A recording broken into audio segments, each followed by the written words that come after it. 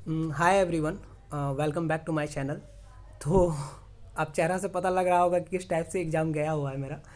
ठीक है, तो ठीक है, मतलब कि जितना बनाया है लेकिन एक्यूरेसी बनाया है। ठीक है, और जो होगा गलती इंग्लिश में गलती होगा, क्योंकि इंग्लिश में ब्रह्मा विष्णु महेश का भी सही नहीं होता है टोटल।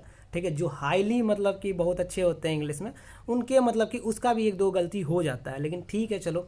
तो मैं बताता हूँ कि सबसे पहले जो इंग्लिश खुला था, आप सभी जानते हैं कि पहले इंग्लिश खुलता है। तो इंग्लिश में जो था हम लोगों का 10 गो क्वेश्चन थे आरसीज का, और उसके बाद 5 कॉमन ईयर का था। कॉमन ईयर बहुत लोगों को इजी लगा, मैंने सिर्फ एक किया है उसमें से जो मुझे समझ में आ रहा था, क्योंकि मेरा इंग्लिश थोड़ा सा वीक है, तो मैं उसी अनुसार से करता हूँ, जितना मुझे समझ में आ रहा है उतना मैं लगाऊंगा। ठीक है, और 3 क्वेश्चंस थे आपको वर्ड वाले थे। ठीक है, वर्ड भी बिल्कुल इजी था, आराम से हो जा रहा था, एक फील्ड था उसमें आरसीज में ही।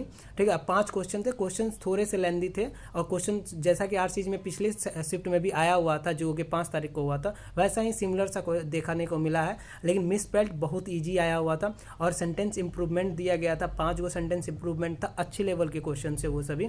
और उसके बाद 2 वर्ड थे, कैच करके था, एक पैच करके था, सॉरी एक कास्ट था, एक पैच करके था। उसमें बोल रहा था कि कौन सा सही सेंटेंस में यूज किया गया था, तो जिनका अच्छा है तो वो बनाए होंगे। मैंने 21 किया है पूरा इंग्लिश में, मैंने ज़्यादा अटैम्प्ट नहीं लिया। और एक पैराजंबल आया हुआ था, पैराजंबल में मुझे उतना तो याद नहीं है, लेकिन सीक्वेंस जो मेरा बन रहा था, स्टार्ट ई से हो रहा था और एंड डी से हो रहा था, और जो सेकेंड लास्ट था वो ए डी था, थोड़ा सा लिखा हुआ है, बाकी सब मिट चुका है मेरे अंदर, मेरे यहाँ पे।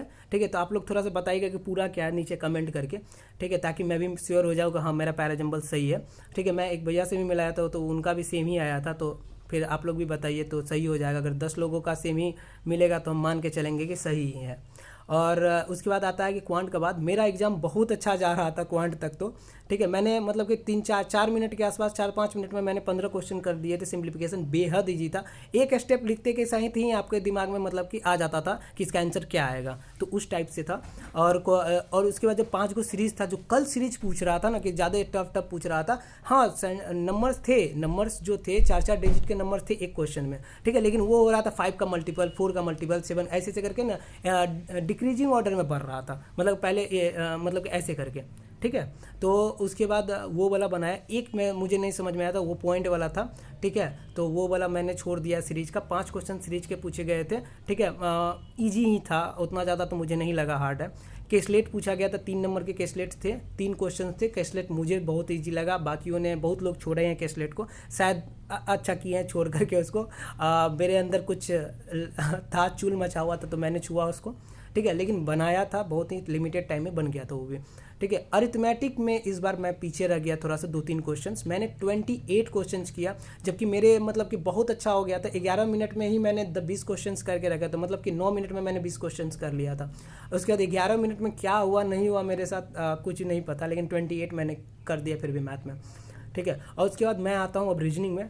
रीजनिंग में मैं पूरा अच्छा से बनाते जा रहा था, बनाते जा रहा था। पहले मैं बता देता हूँ कि क्या क्या था उसमें। 3 4 स्लोक्स थे, 4 5 इनक्वालिटीज का भी क्वेश्चन था, और उसके बाद एक अनसर्टेन वाले थे, उसमें से 3 क्वेश्चन थे पजल वाला। और उसके बाद बॉक्स पजल टाइप का नहीं होता है, वो था 4 नंबर का। रेक्टेंगल वाला था, वो भी 4 नंबर का था। और आपको एक शायद लीनियर वाला, लाइन वाला ही था कि क्या था, वो मुझे थोड़ा सा दिमाग में नहीं आता, लेकिन पजल ठीक थे। ठीक है, सबके हो रहे थे। एक मतलब कि एक आपको ये था क्या कहता है, ब्लड रिलेशन के 3 क्वेश्चन थे, बाकी सारा चीज़ जो था वो था आपको वन लाइनर। ठीक है, वन लाइनर लास्ट में एक छूट गया, मैंने 29 किया, मैंने 7 मिनट बच गया था, जब मैंने 24 क्वेश्चन कर रखा था, 7 मिनट बचा हुआ था। सिर्फ रेक्टेंगल वाला ना, वो थ्रेड मेथड से जो मैंने बनाया ना, अभी मुझे याद आ रहा है कि मैंने किया क्या उस वक्त गलती। कभी ठंडी में पसीना आते हुए देखा आपने, मतलब कि ठंड में मुझे इतना पसीना आने लगा था, क्योंकि मैं स्टक कर चुका था। लेकिन तुरंत जो मेरा मेन पोर्शन था, मैंने तुरंत उसको रेक्टेंगल बना करके किया।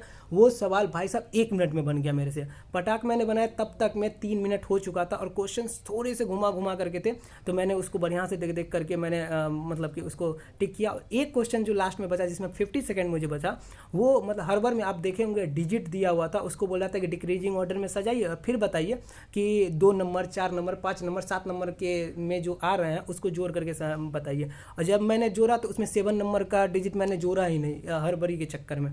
और बस वहाँ पे क्या कर, मेरा 13 ही आ रहा था, जबकि 3 आता, 3 आकर के 16 हो जाता।